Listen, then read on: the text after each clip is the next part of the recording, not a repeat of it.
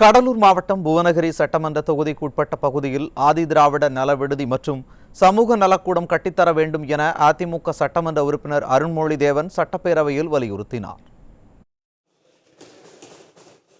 புவனகிரி பேரூராட்சியில் உள்ள கள்ளிக்காட்டு பகுதி முழுக்க முழுக்க ஆதிதிராவிட மக்கள் வசிக்கின்ற பகுதியாகும். மாண்புமிகு அமைச்சர் அவர்கள் குறிப்பிடுகின்ற போது எண்ணிக்கையை மிக குறைவாக அவருக்கு கிடைத்த புள்ளிவிவரத்தை சொல்லியிருக்கிறார். ஆனால் சுமார் 2000த்திற்கும் அதிகமான ஆதிதிராவிட மக்கள் வசிக்கின்ற அந்த பகுதி, நான் இந்த கேள்வியை எழுப்பிய போது வார்டு எண் 10 என்று இருந்த அந்த வார்டு சீரமைப்புக்கு பின்னால் இப்போது வார்டு எண் 3ஆக விளங்கி கொண்டிருக்கிறது.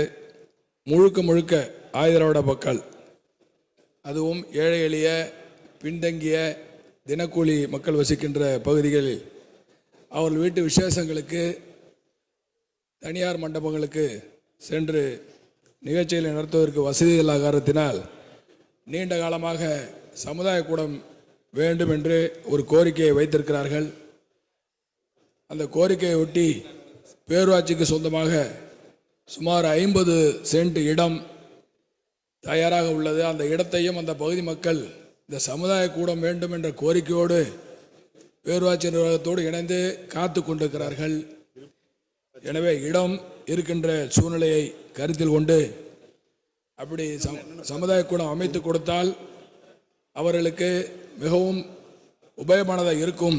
அவருடைய நீண்ட நாள் கோரிக்கையும் நிறைவேற்றப்படும் என்று தெரிவித்துக் கொண்டு, அப்படி சமுதாய கூடம் அமைக்கின்ற பொழுது தமிழகம் ஆதிதிராவிட பகுதியில் ஏழை மக்கள் வசிக்கக்கூடிய பகுதியில் சமுதாய கூடம் அமைக்கின்ற போது வசதி, தண்ணீர் வசதி எல்லாம் இல்லாமல் இருக்கிறது. அதையும் சேர்த்து மாண்புமிகு அமைச்சர் அவர்கள் இந்த ஆண்டு ஒரு சமுதாய கூடம் கள்ளிக்காட்டு திருப்பகுதியில் புவனகிரியில் அமைத்து தர வேண்டுமாக கேட்டுக்கொள்கிறேன்.